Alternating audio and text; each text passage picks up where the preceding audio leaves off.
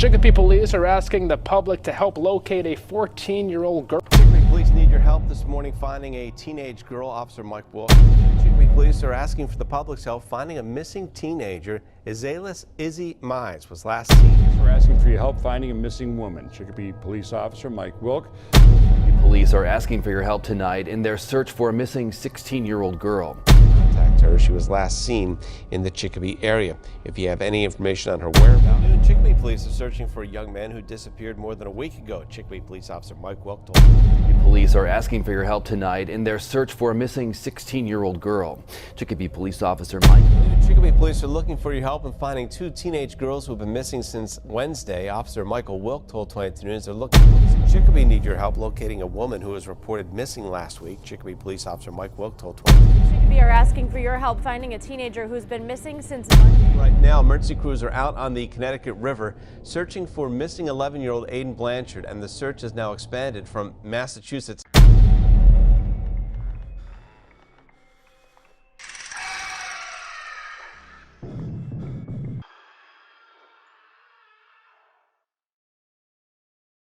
Chicopee is a city located on the Connecticut River in Hampton County, Massachusetts. There have been over 21 cases of missing children in just the 6-month span of 2021. So where did they all go? Abducted? Kidnapped? Black market? Killed? Or unexplainably just vanished into thin air? Chicopee is also surrounded by a forest that is around 10,000 acres of trees. It is a possibility that they entered these deep woods and never returned. Here's a few stories based on a few local Chicopee residents who have roamed these deep forests and their theories on what happened. I moved to Chicopee when I was around 18. Met two friends in the neighborhood who eventually, after a few months of getting to know them, invited me to their dad's cabin out in the woods. It was fairly remote. There was another cabin about a mile away and a campground maybe 6 miles down the valley. Late one afternoon, we were out fishing on a nearby river by ourselves. As the light started fading, we decided to call it a day and head back to the cabin for dinner. As we were walking back through the woods, we got an eerie feeling that we were being watched, but we couldn't see anyone or anything. We kept walking back, and then suddenly we heard a stick break behind us. We stopped, looking back for the source of the sound, but still didn't see anything. We nervously kept walking back, a little quicker, and then heard another stick break, whirls around, and still nothing. This happens like 3 or 4 more times, but every time we stopped to listen and look, there was total silence and nothing else moving. By the time we finally made it back to the cabin, it was nearly dark. We never found out what was following us until the next morning when we woke up and went outside. There was an empty beer can on the porch that none of us recognized. We never did go back after that. And later on, when we told our friends the story, they told us that there's weirdos that live out in those woods, and they most likely were following us back to see where we came from. Once, me and my buddy were headed up to Wendell Forest, just north of Chicopee, for an outdoor party.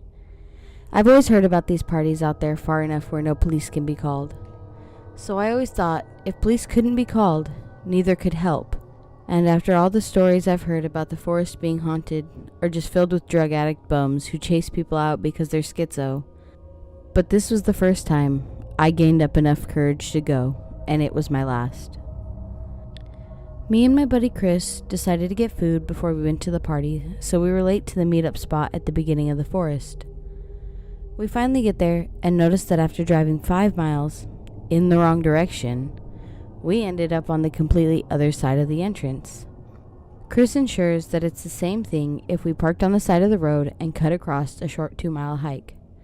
I thought as soon as we got out, it was strange. We couldn't hear any music. 12 a.m. in the middle of the night in the open, silent forest. We had to hear something, right? Music, chatter, nothing. Complete silence. We hike the 2 miles when Chris admits that he may have possibly gotten us lost. So we turn around and start heading back the way we came in. That's when I notice a silhouette of a person on the same damn trail we just came from. I didn't want to say anything to get its attention, but I wanted to get close enough to make out what or who it was. But every time we got closer, it's as if it got farther away. When we took 10 steps back, it took 10 steps forward. When we went forward, it went back. I freaked out and told Chris someone had to be messing with us. So Chris called it out to stop fucking around and leave us alone. Nothing. It just stood there. We discussed what if we walked around it. So we did, and this time, it didn't move. As soon as we cut to the halfway point, we ran as fast as we could the rest of the mile back to the car. But as soon as we ran, I took one last glance at whatever it was, and all I could describe was a man around 6'3", with some kind of cowhead skull attached to his face, kind of like the ones you see in the cowboy movies. We got to the car and had a friend at the party drop us a location pin. The pin dropped a couple miles more north than we had ended up. I don't know what happened to those missing kids in Chicopee, but I sincerely hope that they didn't end up out here in these woods with whatever we encountered. 10-year retired search and rescue officer here, who has been in and out of the woods surrounding the Chicopee area my entire adult life. And me personally, I can say there's some things that go on in these woods that's just not explainable. From the piles of children's clothes found 24 miles into the woods with no trace of anything else but the clothing. No DNA, no trace, no tracks, nothing. I think that's what creeps me out the most. Being there, 22 years on the job, and still no answers to the things that we've encountered. The random sets of stairs out in the wilderness around the world. I've seen them. I've marked them. I went back to them, and nothing's there. No imprint on the grass, not a trace. So what could it be? Paranormal? Extraterrestrial? Never got close enough to see enough detail to estimate a year on it. We've seen campsites from homeless people abusing drugs out there. Some even cook it. Campsites with cold beers still in the cooler from campers who just completely vanished into thin air. It's all been confusing, but has also given me a mission while I'm retired to research all that I can about what's been going on. And all I can come up with at the moment is the similarities here and the cases of the missing 411. I hope those kids are safe. My girlfriend came to visit Chicopee from college for the month. So I picked her up and I brought her to my favorite spot behind Wendell Forest, where I had liked to go to smoke because I was never really bothered there. I want to state that I have been there every other day, and all of this time nothing happened even remotely weird. We arrived at the parking spot at about 3 p.m.-ish, while the sun was still shining high. The cars are passing by, and overall it's a calm and relaxed evening. We were just enjoying the sweet warm weather of an early summer evening, and it felt like nothing could break that amazing sunny evening. From the parking spot, there are several trails you can walk, but a few of them are more of a dirt road between the trees. Because the sun was still high and it was hot outside, we preferred the trail that goes between the trees rather than the one that I usually walk that is exposed to the sun. About 5 minutes in, we noticed a car parked near the path. It was not on the path, but parked in a very small area free from trees, which made the car almost invisible, if not in proximity of it. But that scene is not unusual. There are a lot of park rangers caring for the place, so I was not immediately surprised. I just noticed that it had a plate from out of state and it was a minivan with tinted windows. We approached the vehicle, and a man, sitting just outside the van, was reading a newspaper and very smiley waved at us, to which I did reply in a friendly way. Nothing was shaking my inner peace. Perfect day and perfect evening. It wasn't until 10 minutes later that I began to think about how creepy the man really was. He definitely was not a ranger, so him being parked there wasn't exactly legal, and he was definitely trying not to get caught considering the van was hidden. I started to have chills, but I did not want to frighten my girlfriend. Because it was a nice walk, it was evening, and there was sun and the street is not that far from there, so I didn't say a word. After a while, my girlfriend turned to me and asked me pretty straight is there another way to go back to the car? And I replied no, without having to hike like 2 hours in a circle. And I asked her why. She told me that guy was really creepy in her opinion, and she felt something was off, especially the tinted windows, and she kind of joked. Maybe he has some dead woman in there, and now he's gonna kill us. I laughed it off, dismissing the hypothesis. But what I was thinking was, an out-of-state vehicle wouldn't know about that spot. He would have just parked in the very empty parking lot that my car was in. Because you have to know that down that dirty road, there's a small spot between the trees. How in the world did anyone coming from out of town, not to mention out of state, would drive a car into a parking lot, then go over it, drive on a dirt road, and park there? To read a newspaper sitting outside of a minivan with tinted windows. Am I tripping, or is this not normal? But what I told her was, that's normal. He might just be resting there while traveling. The walk back was silent. I was just trying to rationalize things, and I honestly was expecting something to happen. Lucky for us, nothing did. We passed him again, he waved at us, we walked by, and then around the corner. My girlfriend sprinted like I never saw before. We thought about calling the police, but felt weird to do so. But now, I feel not in peace with my decisions. Like, I should have saved the minivan plate and just text the police to check on him. My girlfriend actually memorized part of the plate, but she didn't tell me until we really discussed it. One side, I feel we overreacted. On the other hand, it could be that there really was someone in there, and that we just passed by. Now that I saw all those kids missing on the news, I'm starting to think that that man had something to do with it. These are just a few of the locals' personal stories that they have living in Chicopee and the surrounding areas. How do all these children just go missing and no one knows anything about it? The community wants answers, and the local police does not seem to be giving anything out to the public. They are either onto something or have absolutely nothing. We just can't help but to think if these are some way related to the missing 411 cases in the Northwest region. Same similarities. Clusters are near each other of missing individuals' last seen points, forest areas with very compacted trees, disabilities of some sort. Whatever the case may be, people are going missing from America's national parks under mysterious circumstances, and the National Park Service is obstructing attempts to investigate these events. At least, that's the claim made by author David Pollids in his Missing 411 series of books. Every 40 seconds, a child in the United States becomes missing or is abducted. Of the thousands of people who go missing in the country each year, especially tragic are the disappearances of the young and the vulnerable. The Polly Klaas Foundation assists in the recovery of missing children. In part by maintaining an online database, it currently holds the names and information of more than 9,300 kids reported missing since 1994. While 85% of these have been located, the rest remain missing. So what do you think, guests? Where are these children? Killed? Taken by the government? Abducted? Or simply just vanished? Let us know in the comments.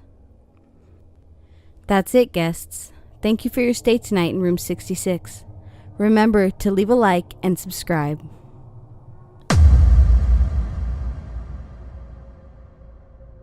So it was a week before summer started, and I had just got my first car, being 18 and all. I had just graduated high school, and my aunt invited me to come live with her for the summer, so I could start working and just generally get out of the city for the first time in my life. Her and my cousins lived around 6 hours away, north of me, in Springville, California, just below Sequoia National Park. I remember printing out all the directions from MapQuest to make the long trip north. I packed all my bags, hopped in my car, went down the street to get gas, and took the Highway 5 straight up. It felt like forever to get up there, and me never being on a road that long before, I was kind of nervous about it all. I finished the long 6-hour drive and found myself in the middle of nowhere. It was dark. I could actually see the stars for the first time in my life, and it was beautiful. As spooky as it was being so dark, it was kind of therapeutic. After being surrounded by people my entire life, I finally had some peace to myself. The town was small and had outdated streetlights that were wired rather than on a pole. As I came down a long farm road, getting closer to my destination, I could see a bunch of lights flickering on and off, far up on the mountain. It didn't look like flashlights or anything like that, more like a fire that kept turning on and off. I thought what a strange sight and continued my drive. I reached my aunt's and pulled in the driveway. As I hopped out of the car, my cousin Garrett was there to greet me with a hug and said, "Ready to go camping tomorrow?" I said, "Where are we going camping?" He spun me around and pointed towards the mountain where I saw the flickering lights and said, "There, Sequoia National Park. But we're going off-grid. Me, you, Matthew, and Nick." Matt and Nick were Garrett's brothers, who were also my cousins. I explained to them that I had never been camping before, but I was still up for anything new and adventurous, so I accepted. We spent all night together planning our trip, and they explained to me the what to do's if we were to end up encountering an animal out there, which they explained was a strong possibility up in Sequoia. I wanted to mention the lights that I had saw, but I didn't want them to think that I was just some crazy cousin, and didn't want them to regret tagging me along in their trip. But I was fascinated by it, so I decided to just ask. I said, "Hey, on the way down the farm road, I noticed some flickering lights up in the mountains. Do you have any idea what they were?" My oldest cousin Garrett said that he had seen them a couple times, but he couldn't make anything of it either. But he was sure it was nothing to worry about. The next morning, we woke up early, around 7 a.m. We filled Garrett's truck up with all the equipment we needed, and I remember Garrett handing us all knives.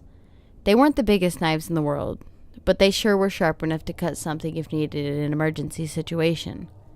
We took off and did the long hour road up the thick forest. These redwoods were taller than some of the buildings I had seen in the city.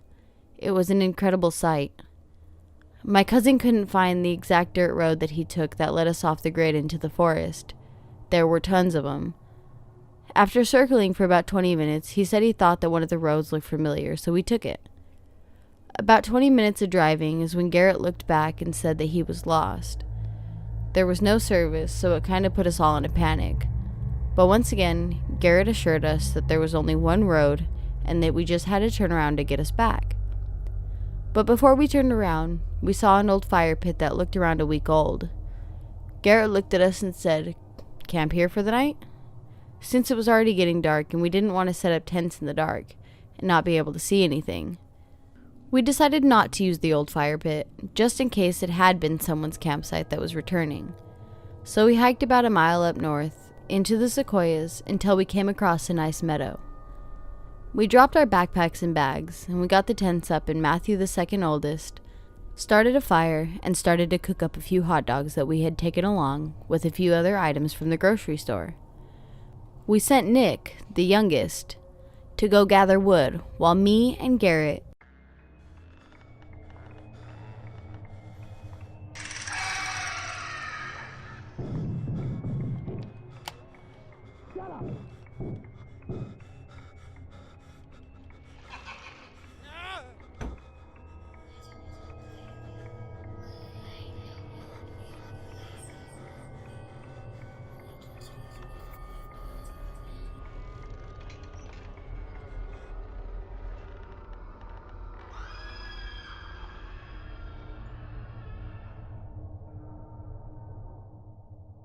Hey y'all, and everyone else out there in the multiverse.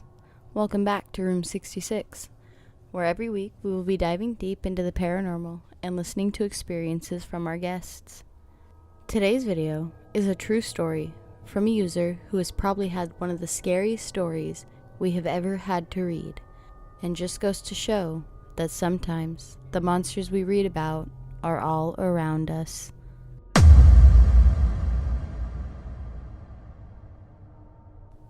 My experience in the rural Oregon mountains.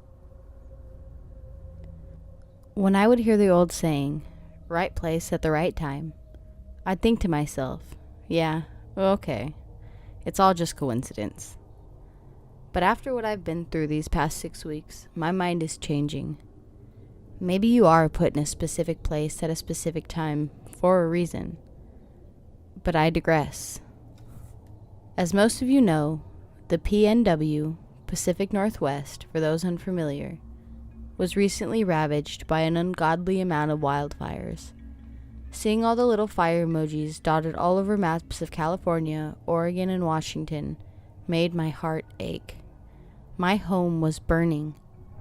Fortunately for myself and my family, our area hadn't been hit as hard as many others. I had planned a camping trip a few weeks prior to this pandemic of fires, so I was happy to see that my usual spot was not near any major fires and subsequently had been deemed safe to travel and camp in. I am a camping enthusiast and enjoy deep wilderness camping.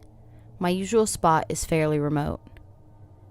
It requires a 2-hour drive up a 2-lane road into the middle of nowhere, followed by a 30-minute drive up an old lodging road that ultimately caressed a small mountain. The mountain slope leads into a beautiful valley, with much larger mountains encircling the valley from the north and east. In the center was a decently sized clearing. The clearing was littered with fallen logs, beautiful pink and yellow yarrow flowers, and the occasional family of white-tailed deer. This was my true happy place. This valley has a name, but I will keep it hidden for anonymity purposes. I left on a Tuesday morning in early September.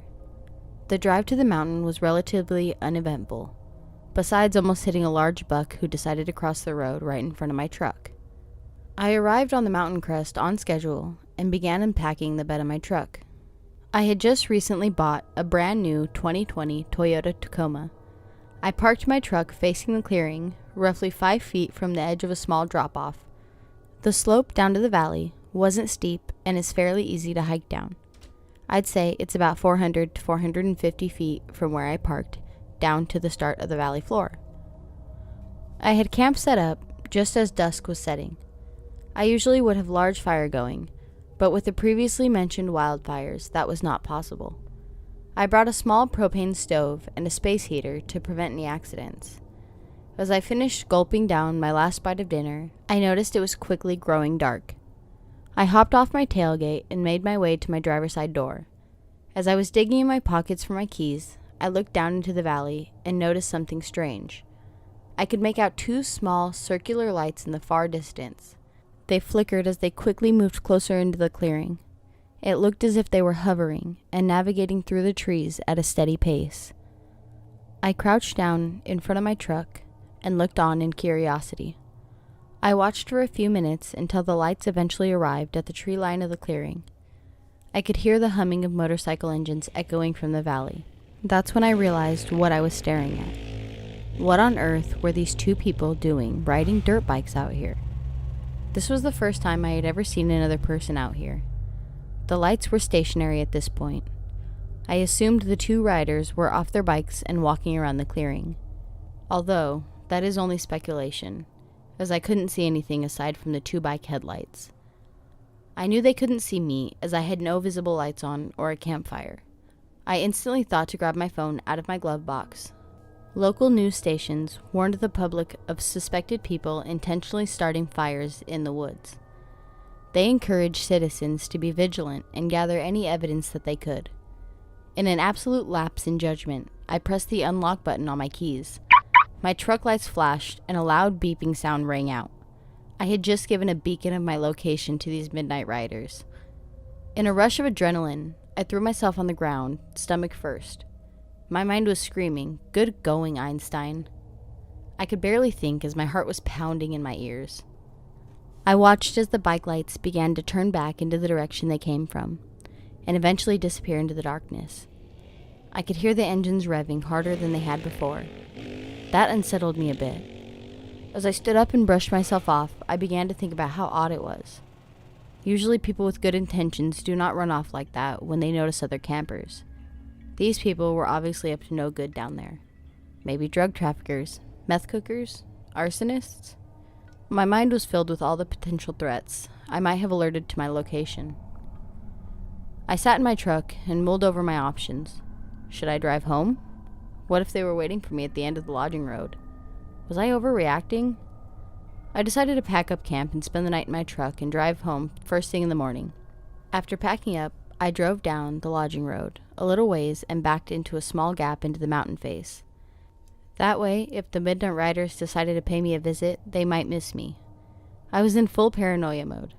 I lowered my seat back, racked around into my handgun, and eventually dozed off as the adrenaline turned into exhaustion. I awoke to my alarm with My Life for Hire by ADTR blaring from my phone. In a groggy daze, I sat up and rubbed my eyes. My phone said 6:32 a.m. Looking out my windshield, I could see thick brown smoke swirling in the wind. As I stepped out of the truck, I was hit with the intense smell of burning wood. As you guessed, there was a fire very close by. I jumped back into my truck and raced back up the mountain. From my camping spot, I'd be able to get a better understanding of the situation. As I drove way too fast up this narrow lodging road, I noticed the smoke was thinning out as my elevation grew. My heart sank at this realization. When I reached the crest, I jumped into the truck bed and looked over into the valley. I could see blue skies above the mountains across from me to the north and east. My heart sank as this confirmed my suspicion. I turned towards the lodging road to my right, and I could see smoke thicken from that direction. I was trapped. My mind instantly went to the 2 riders from the previous night. I grabbed my phone, praying for a signal. Of course, no luck. I jumped off my truck bed and threw my passenger door open. I frantically searched for my backpack. I ripped it apart. Once I found it, looking for my GPS satellite phone. I kissed it with joy when I grabbed it from the bottom of the bag. I flipped it open, and thank the Lord, I had a signal. I called 911 to report the fire and request help. I chatted with the operator for about 15 minutes. The operator said that she'd contact the local wildland and firefighting companies and attempt to get a helicopter to evacuate me. After being on hold for a few minutes, I was transferred to a helicopter pilot with a wildland firefighting company that was nearby. I mentioned the valley name, and the man said he knew where it was. He claimed they were sending a helicopter to pick me up, and that I needed to be there and ready to leave as soon as they landed. After we disconnected, I rushed to clear out my truck of any valuables. I sadly rubbed the dashboard and said, sorry, to my new truck, as it was evident the fire would eventually consume her. And then I gradually started making my way down the slope into the valley. After only falling a few times, I reached the valley floor. I bolted through the trees and towards the clearing. My lungs were on fire as I neared the clearing. As I broke through the tree line, I collapsed on the ground, gasping for air. After a few minutes of laying there, catching my breath, I got back onto my feet. I started walking towards the center of the clearing. When I got to what I assumed was the center, I glanced up at the peak of the small mountain. I could see my bright red truck sitting where I left it. Roughly 200 feet to the left of it was a wall of fire. Black smoke was rising from the wall as it raced up the mountain. I turned away, not wanting to watch $39,000 literally go up in flames. I began scanning the skies, searching for my rescue. I concentrated on listening for the chopping sound of a helicopter's rotors. As I stood there just listening, I could hear something else that made me question my sanity. Just to my left, I could hear someone crying. A shockwave ran through me. I stood there unable to believe my ears. I upholstered my handgun and called out, "Hello? Is someone there?" I then began to hear muffled screaming. I ran towards the screaming, trying to hold back tears. I noticed a piece of plywood roughly 4 feet wide by 8 feet long, covered in branches and dirt. It was laying on the ground with a large boulder set on top. I called out, "Hello?" I heard the muffled scream again, this time much louder and unmistakable. Is someone really under this plywood? I thought to myself. I rushed to move the boulder. After struggling for a few minutes, I finally managed to push the boulder off the plywood. I slowly lifted it up and threw it to the side. What I saw is something I will never forget. Sitting inside a small hole probably no bigger than 4 feet by 4 feet was a woman. Her wrists were zip-tied and her mouth was gagged by a piece of cloth. I gasped and took a step back. I couldn't believe it. What the hell was going on? The woman was frantically looking around. I snapped out of my shock and rushed to help her. She flinched as I reached out to grab her. I lifted her out of the hole, and I took the cloth from her mouth, and she frantically started yelling in Spanish and raising her arms. I told her, "Calm down, you're safe now." I cut the zip ties that were binding her wrists. She instantly started pointing behind me and repeating, "Mi niña." I didn't understand, as unfortunately I spoke no Spanish. I turned around quickly to see 4 more pieces of plywood scattered across the clearing. I was horrified. I rushed over and started to flip them over one by one, and one by one, they were empty. The woman following me as I did this let out a painful cry as I flipped the last piece of plywood, exposing a 4th and final empty hole. She collapsed on the ground and began sobbing. I tried to ask her what was wrong, but I couldn't understand her. As I attempted to console her, I could hear the distant sound of helicopter rotors. I looked up to see the chopper descending into the valley. I helped the woman up and put her arm over my shoulder as we rushed to the waiting chopper. A man jumped out from the side doors. When we reached him, he helped the woman in and then stopped and yelled, "You didn't tell us that there was 2 of you." I yelled back, trying to be heard over the loud rotors, "I just found her. I have no idea what's happening." He replied with, "You found her? What are you? Never mind, we don't have time. Get in." He helped me into the copter and shut the doors. Soon after, we started to ascend. I looked down over the valley to see the fire had engulfed the peak and was halfway down the slope towards the valley. I sat back in relief. I was finally safe, but I had so many questions. The state police and EMTs met us when we landed back at the base camp. I explained the entire situation, and they took the woman and I back to the station. Eventually, I was released after retelling my story to 6 different officers. My wife picked me up, and I was able to return home. That wasn't the end of it, unfortunately. Over these last 6 weeks, I've been interviewed by local authorities, state authorities, the U.S. Marshal, ICE, and even a pair of FBI agents. My final interview was with the 2 FBI agents. They were the only ones who gave me any real information on the situation.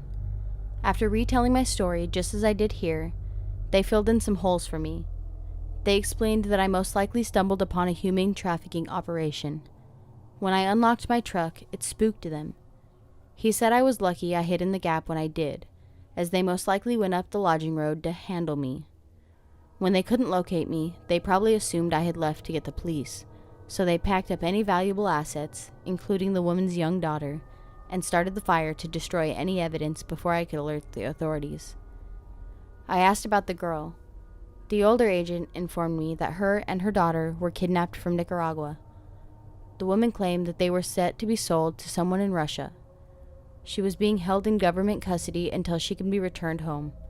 He then said, "She's lucky you came along when you did. You were at the right place at the right time."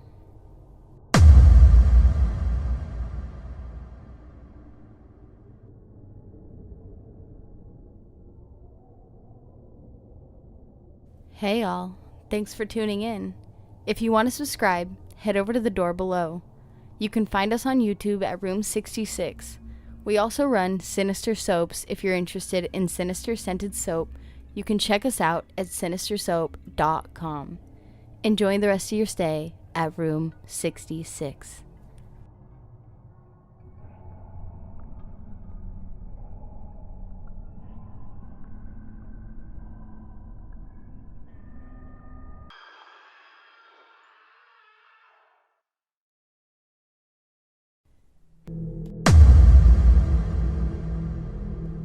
I was 20 years old at the time, waiting for my husband, then boyfriend, outside of our storefront, listening to my iPod. He was a little late from his 9-to-5 job, and it was drizzling, so I stood under the awning against the glass window. The street's okay, just off the main road, so a decent number of cars passed by. A Jeep passed by me, and then it reversed and parked a few cars down. A guy, Caucasian but darker skin, so I'd say either Italian or Latino mixed descent. Early 40s, slightly overweight, plain and forgettable. Gets out and comes up to me and asks me for directions. I tell him I'm not familiar with the area, and he asks if I wanted to sit in his car to wait out the rain. No thanks, I politely declined, but this has my guard up. He starts chatting me up, telling me about his ex, possibly victim, who was also Chinese. How old are you? And then acting sad and saying things like, I'm too old, I guess, to gauge whether or not I was the type to comfort him and lower my guard because I feel bad about rejecting him. All textbook predator stuff. I had told him at this point that I was waiting for my boyfriend, but every so often he thought I was softening. He'd ask me to sit in the car with him, or saying he'll take me to a bar to get something to drink, seeing if I'd be tempted to drink underage, I guess, while I wait, etc. And I notice him physically trying to edge me towards his car by encroaching on my personal space. It doesn't bother me, so I move, but I do recognize it as a way to herd me to where he wants me to go. Running was not an option because I didn't wish to turn my back to him. I maintain my back to the glass, and I text my boyfriend that some dude is trying to get me into his car, and where the heck was he? Not 5 seconds after I texted him, I hear a car screeching around the corner, and it's my boyfriend's van. He parks his car in the middle of the street, jumps out and starts running at us, and the guy runs to his Jeep and bolts.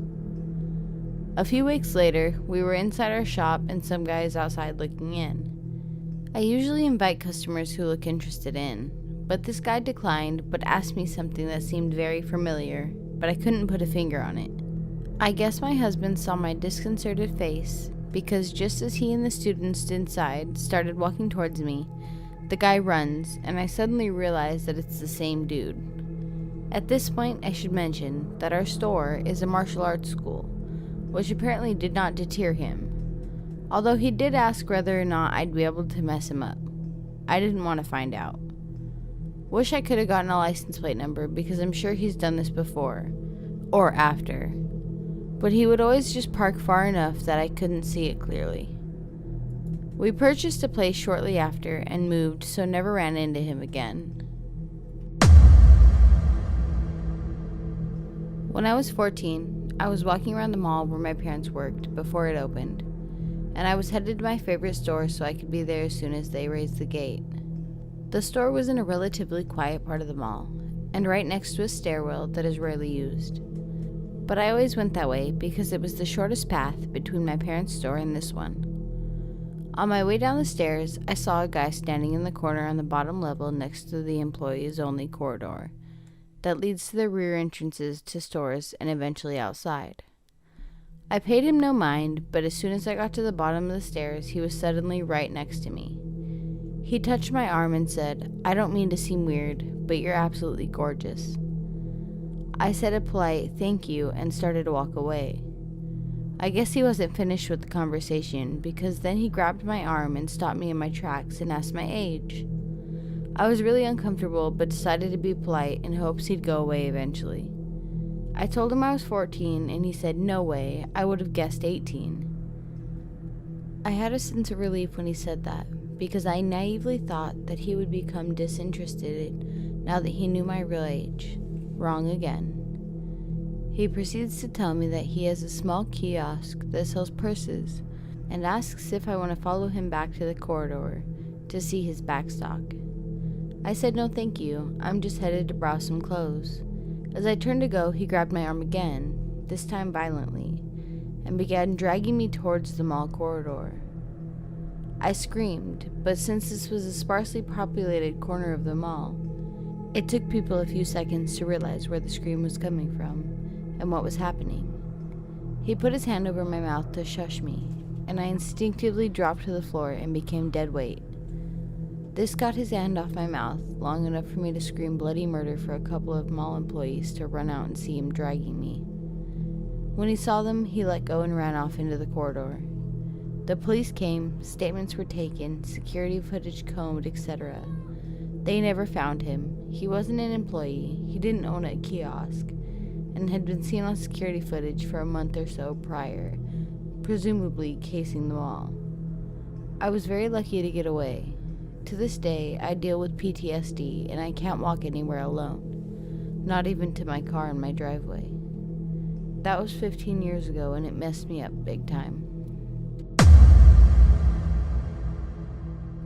I was walking down the street with my mom when I was 5. She was carrying my sister, so she wasn't holding my hand. A man approached coming from the other direction, and as he got close, he bent down, grabbed me under the arms, and tried to take off. My mom is a superhero, though, and felt something was off when the guy approached. So by the time he got there, she had switched my sister to a different arm and grabbed my arm with her free hand, and ripped me back from this man. There was a grocery store close by, so she ran in there and called the cops. I don't think that they found the guy, but apparently they did say that that kind of thing was common in the area. I think it was Abbotsford or Surrey in BC, but we moved a lot, so I don't know if I have that right. Nothing even happened, and it still messed me up. Men were very scary to me for over a decade after this. I couldn't bring myself to trust them. They looked like predators to me, not people. I'm really glad I got over that bit. The part that still bugs me is a mild form of survivor's guilt, related to the awareness that not everyone gets away. It's especially terrifying that people will try to steal children from their parents in broad daylight. I was 7. I was at a state park camping. There was a small playground in the park, so I went by myself to play. The state park wasn't that big, and I was the only a few sites down from my camp. A guy came up to me, had to be in his 30s, and sat next to me on the swing. He started asking me a bunch of questions, like where I was from, who I was with, did I come to the park with anyone. I was answering and didn't feel threatened at all. He asked me if I wanted to come back to his campsite with him and have dinner, and I said yes.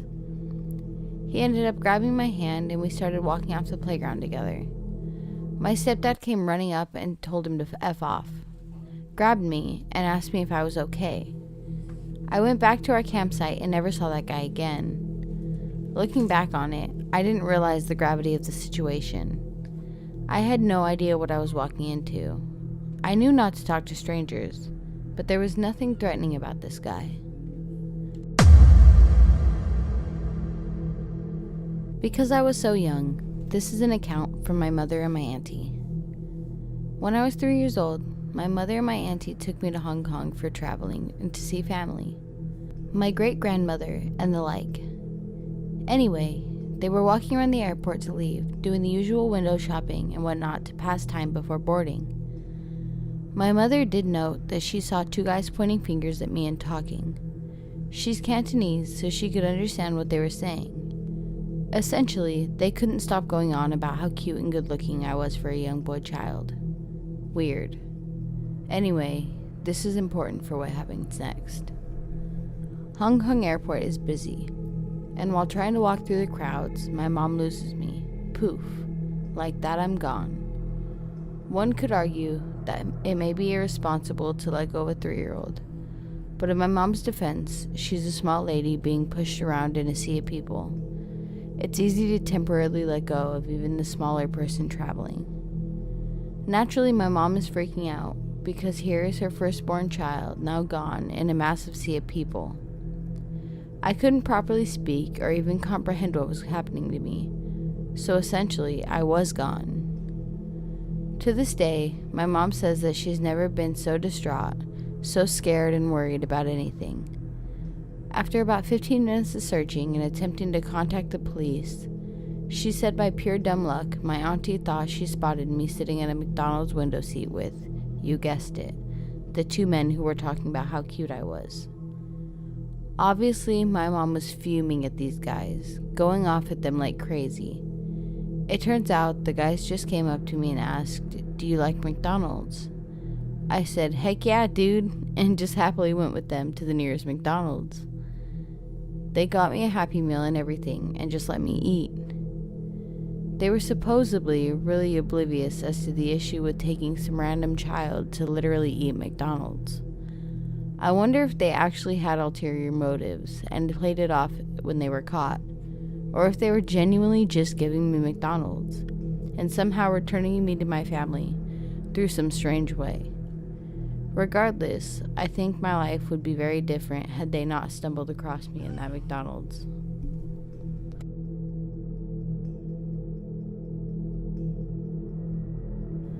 A guy followed me back to my apartment the year after I finished undergrad. My car was the only one in the parking lot in front of my building, and no one else was in the car, so I guess he figured we would be alone. He knocked on my door, and I opened it to a gun in my face. I wrestled with him over it in the door, but he was huge and I pretty much had no chance. I only remember scraps of the following 3 hours, and all of it is terrifying. Eventually, he decided he wanted money and forced me into my car, and we drove to various ATMs nearby. I kept dropping various personal effects at each stop, like my work badge, my security card, license, and credit cards. Finally, we wound up at one busy parking lot that you had to walk into a well-lit glass booth to use. He wouldn't come in with me, and when I got in there, I told him from the doorway that I wouldn't be leaving the building. I watched him struggle to weigh his options and then take off. I was in denial about it for years because I wanted to believe I was stronger than this, but I haven't been the same person since that night. He gets out of prison this summer, and I worry about fear destroying the slowly won progress I've made in the years since. She had been vacationing in Mexico when she was abducted trying to come back to the States at the border of San Diego and TJ. Long story short, a man forced my mom to a house where a lot of other women were being forced into sex trafficking. He dropped her off and left. My mom started crying about my brother who was a baby at the time, and this lady that worked there felt for her, so she let my mom go. My mom hurried back to the border where the man had followed her to take her back. She went up to a couple and informed them of what the man was up to, and they called the police and waited with her until my dad drove down from LA and safely crossed back to home. My dad was pissed and hated himself for what had happened because he wasn't there. Luckily, my mom wasn't harmed in any way and is super grateful nothing happened to her. But now she gets anxiety about us going out anywhere far away for too long. My brother and I are both adults now, and she'll still constantly call us to make sure we're okay.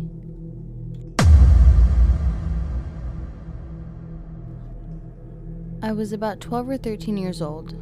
One time I was walking to my psychiatrist for my weekly appointment. It's about a half an hour walk and after dark. I enjoyed walking, especially after dark when things were quiet, peaceful, and slow, and no one else around. No, I didn't live in a dangerous neighborhood, nor did my walk take me through any dangerous neighborhoods. As I'm about halfway to my destination, a car, a Cadillac, comes driving down the street. Some people, both male and female in the car, are sticking themselves halfway out the windows and are taunting me and jeering me as they drive by. A bunch of people in their late teens or early 20s. I ignore them and keep walking. About a minute or two later, the same car comes driving down the street again, and those people are jeering me and taunting me again. I don't know who they are. Maybe they live in the neighborhood. I still ignore them and keep walking. Another minute or so goes by and they come driving down the street again, taunting and jeering me. Now I'm worried. They're circling the block over and over, deliberately focusing on me. As soon as they reach the corner and make their turn and they're out of sight, I duck behind some bushes in somebody's front yard and wait. The car comes again down the street. This time, not seeing me walking down the street, they're not jeering. They pass right by me in my hiding place and turn the corner. I think they think I finally reached my destination, one of the houses on the block, and went inside, and as a result, drove away. I thought wrong. Stupidly, I leave my hiding place and go back to walking on my way to my psychiatrist. I should have stayed behind those bushes much longer because I could hear the car approaching. They spot me and start taunting me and jeering me again. They turn the corner.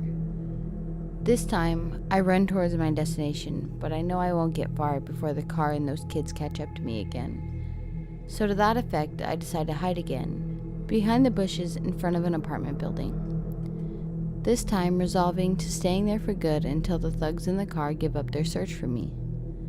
I'm hiding there behind the bushes not for long, maybe about 30 seconds or so, when the guy whose apartment it is pops out from his apartment asking what I'm doing hiding in his bushes. At first, he probably thinks I'm a burglar or something, but I explain to him how I'm walking to my psychiatrist and how I'm being followed and harassed by a bunch of kids in a car, which is why I'm hiding in his bushes. The guy can instantly tell from the tone of my voice and my facial expression that I'm telling the truth. He can see how scared I am. Just then, the car comes down the street and pulls right up to the curb directly in front of us. They look at me and the guy I'm with. Not a mean-looking guy in his late 30s, early 40s, but tough and serious-looking enough. He's not wearing a shirt, but he's wearing a sleeveless undershirt which reveals the guy's upper body is very well-toned, slightly muscular, and no fat. I'm looking at the car and I realize that it's missing a few people inside. The car doesn't look so full now. The guy I'm with just gives them a mean stare and he asks me, "Do you know them?" I explain that no, I don't know them at all. I haven't the slightest idea who they are. Just then, as the car is sitting there, about 3 of them approach walking from the other direction. The car was traveling east to west. Those 3 were walking on foot from west to east. So that's why the car seemed not so full. They were looking to escalate the situation. They weren't satisfied with just driving by and taunting me. They changed tactics. A few of them got out of the car up ahead and started walking towards me, while the ones in the car took another turn around the block. Their plan was now to physically trap me in between themselves and the car. Perhaps grab me and drag me into the car with them or for whatever reason. But seeing my tough guy guardian angel with me, the kids walking towards the car instead got into the car and took off. The guy offered to stay with me for a little bit longer, or if I wanted to duck into his apartment to stay there until I was sure that it was safe to continue on with my journey. I had a feeling that this was the last I was going to see of those guys in their car, and I didn't want to be late for my appointment. So I thanked the guy for his offer but declined, and decided to head on my way. The guy went back into his apartment and closed the door. I looked at the closed door and hoped that I didn't make a mistake by turning down the guy's offer to better safety, because I was still scared. Thankfully, I was right about not seeing the car again. The rest of the walk, I was unmolested. I reached my psychiatrist's office, and I told my therapist about what happened. He insisted on calling the police, and the police came and took a report from me. That's the last I heard of it. On my way back home, I usually took the same route that I came up the same streets. But this evening, I varied my way home, taking some different side streets to walk on. Never saw those car or the thugs again. I was 18 years old and had pretty much run away from home and was very, very in need of money. I advertised to do some cleaning work on LinkTree, as I had previous experience. I got a phone call from a man who said his business was an industrial estate about 15 minutes from where I lived, and he said he needed a cleaner. He asked me some basic questions about myself, age, and then asked what I looked like, and at this point on, it got weird. He went on to say that his business was a porn company, and that he needed a cleaner to clean up after the scenes. Me being only 18, no wordedly knowledged, I was extremely desperate for money, and said I would do it. He then said that he would need me to be naked, or at least topless, as he claimed all his staff were like that inside of the building. Obviously, I began to get weirded out, but at the same time thought it might be a legit thing. I said I would think about it. Over the next few days, he tried to call me and I picked up. He wanted a photo of me emailed to him. He also asked me about my intimate life with my partner. He wanted full details, but I held back. He asked if I'd rather than cleaning, if I needed money, that I could do porn. He gave me prices and everything. In the background, I could hear a girl moaning. To this day, I don't know if it was playing on his PC or if it was real, but it sure sounded realistic, as if he was there. I declined the porn. He then suggested I could pierce a girl's nipples on camera. I declined. A week passed and I was getting more desperate, so I emailed him to say I'd do the cleaning, by which point he didn't seem as interested. He replied that I could come along and do an interview, and jokingly said his boss would be there too. Experiment with my body. He said he would email or call me the day before with the address. He did so, and I googled it, and it was a random street with no building, and certainly no industrial estate. He said he would call me on the day for a time to come in. On the day I was actually ready to go and awaited a call that never came. Even though the address came up blank, I was gonna go anyway, being a young, desperate girl. He never contacted me after that, and I remember coming to my senses about how odd it all was, and I deleted the emails, which I wish I hadn't, and forwarded them to the police. I'm 22 now, and have no idea who he was, and if any of it was legit, or what would have happened if I had turned up.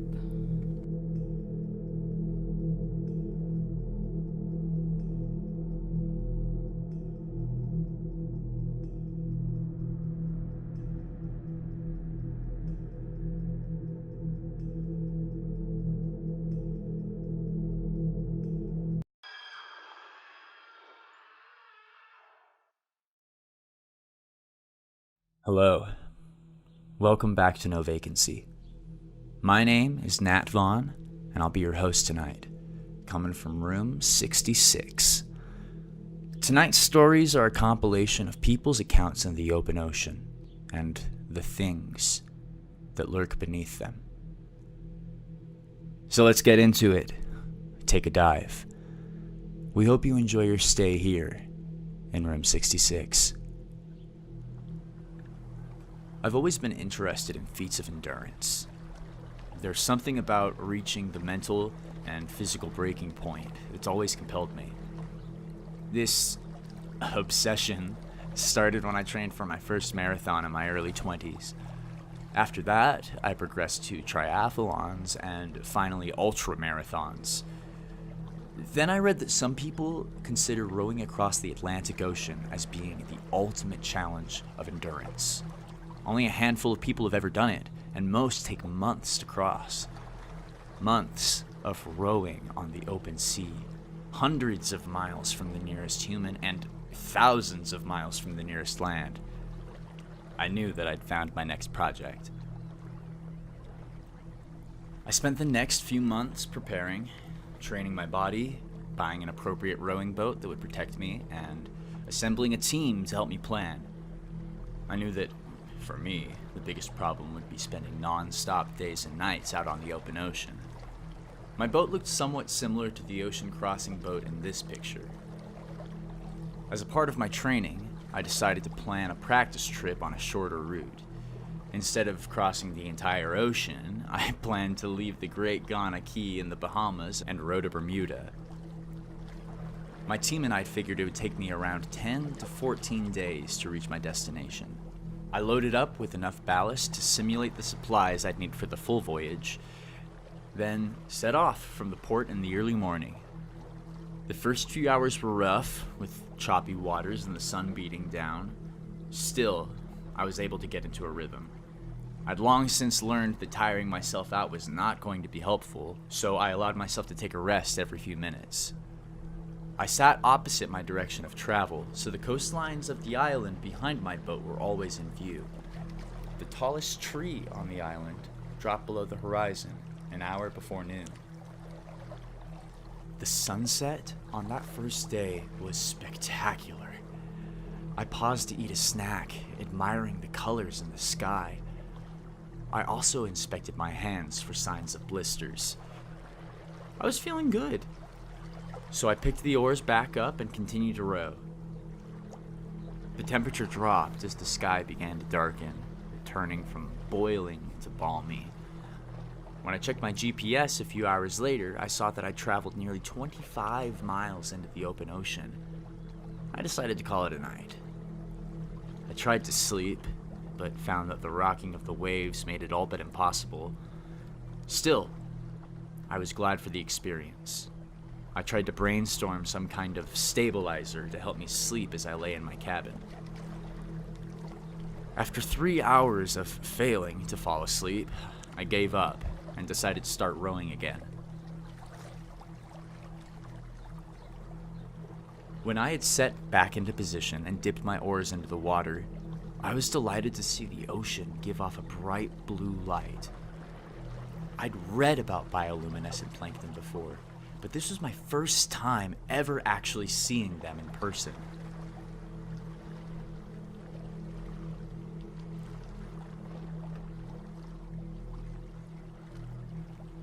I shot a look up at the stars and was blown away.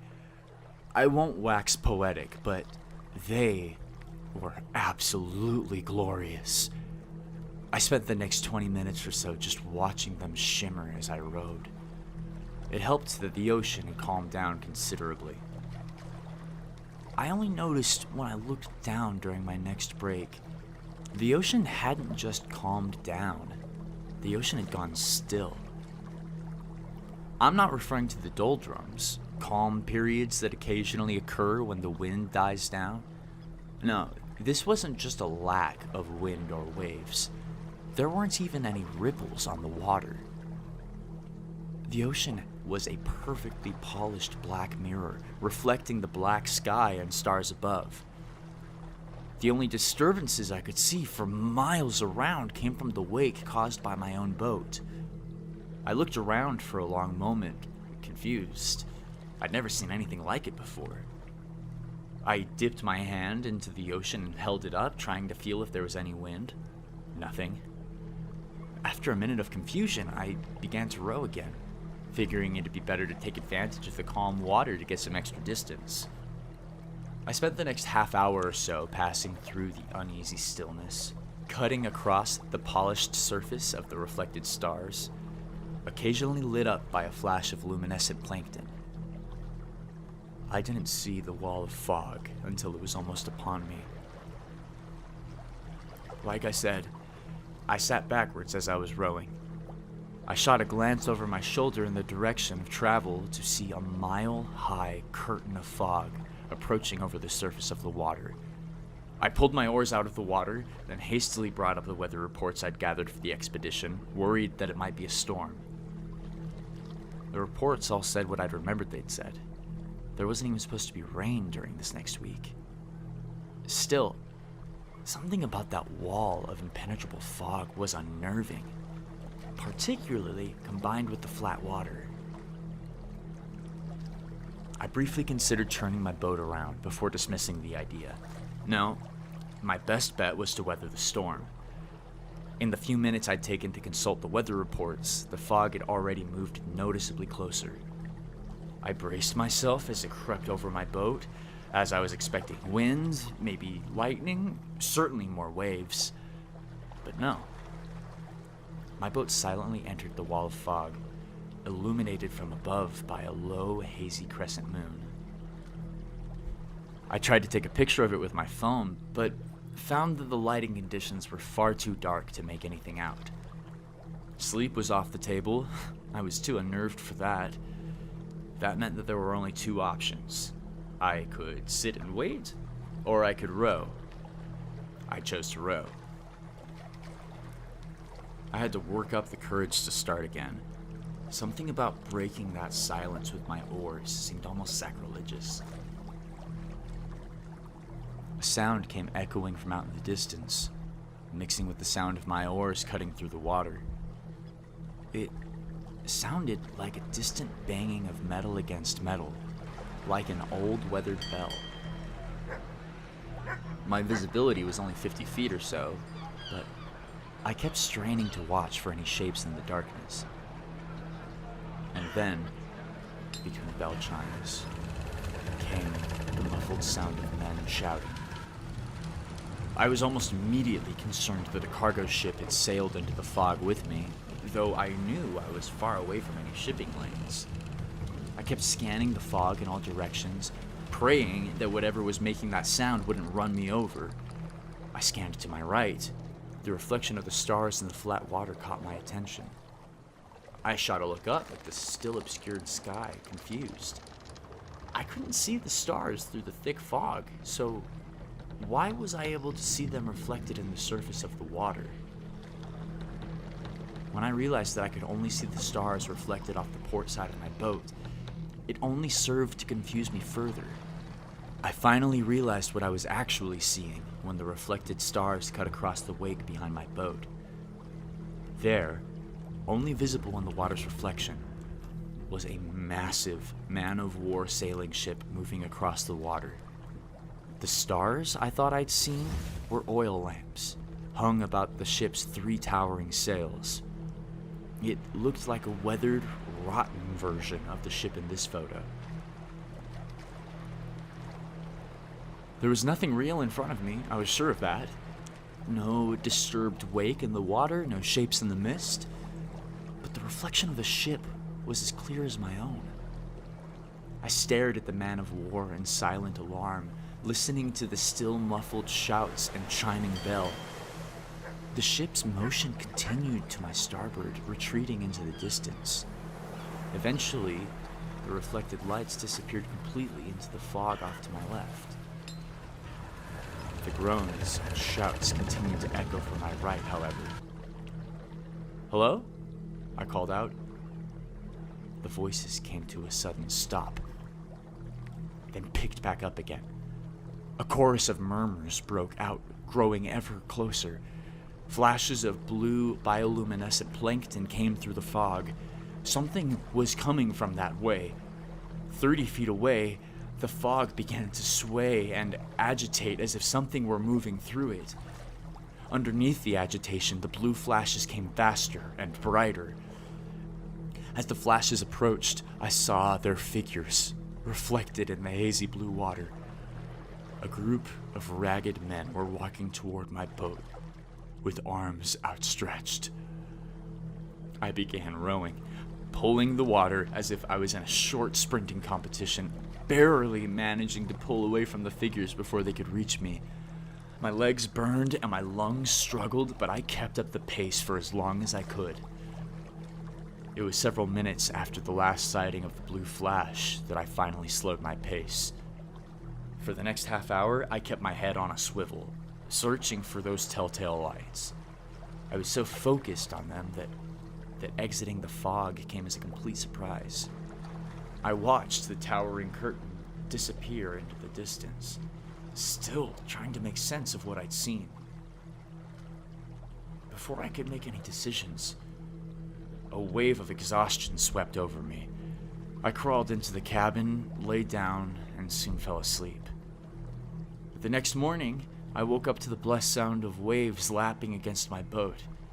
I climbed out into the sun and pulled out my GPS to see how far I'd managed to row during the ordeal. At first, I thought it must be broken. It said that I'd traveled almost 800 miles overnight. I turned it off, then turned it back on. It displayed the exact same location, just a few miles off the coast of Bermuda. I shot a look up to the horizon, dumbfounded to see the hazy outline of an island. I picked up the oars and started rowing again. Reached my planned port before noon, a full 10 days before I was supposed to. I stumbled on shore where Jake, one of my team members, helped me carry the boat to shore. I didn't have any answers for his awestruck questions. I didn't have them then, and I don't have them now. All I can say is I've canceled any further plans to head out into the open ocean alone.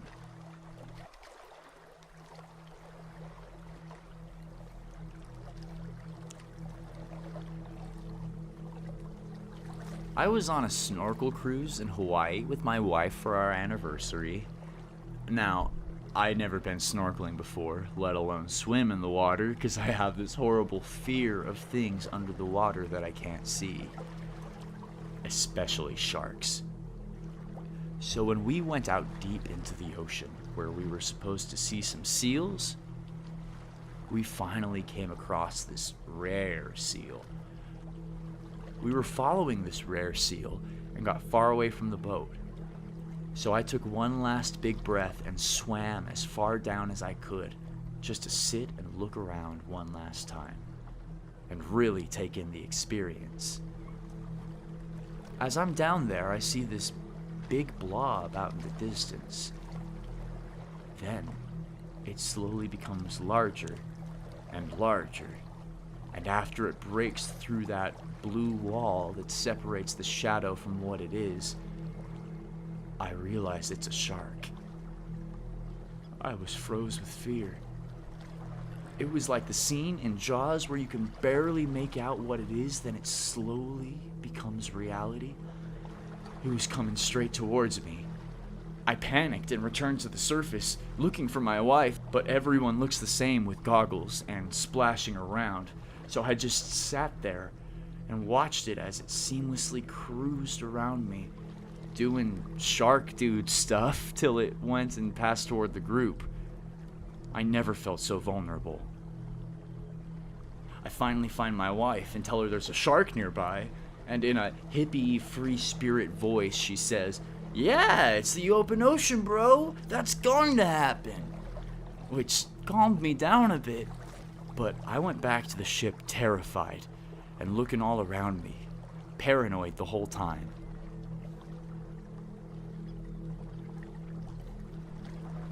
So I got hired to go across the Atlantic Ocean with this guy and his team of 4 on a small sailboat. It wasn't until about 4 days in the ocean that I noticed that the man that hired us wasn't very experienced, and that maybe he was out of his league doing this. And when you're manning a small boat in the ocean, you need to be on point with everything you do. On the 7th day, it was the man who hired us' turn to stay up and sail while the rest of the crew slept. We take turns doing this. The owner, I guess, thought the boat was moving so slow that he could swim. He was wrong. He took a dive, and the boat continued to move, and he could not get back on the boat in time. It wasn't until I was woken up about an hour later by a crew member asking if we had seen him.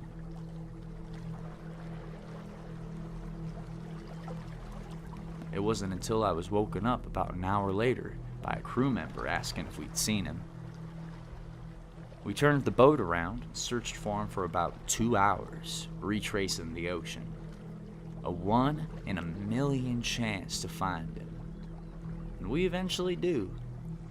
The guy had been treading water and crying for hours, convinced he was gonna die. I guess he was lucky.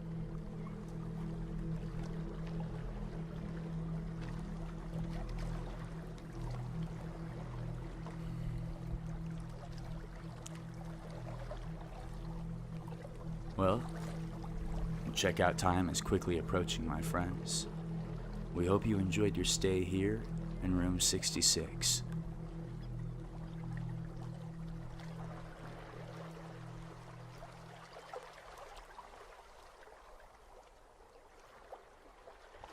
With the fear of what lurks beneath pulling us ever deeper, we've reached our checkout time for the evening.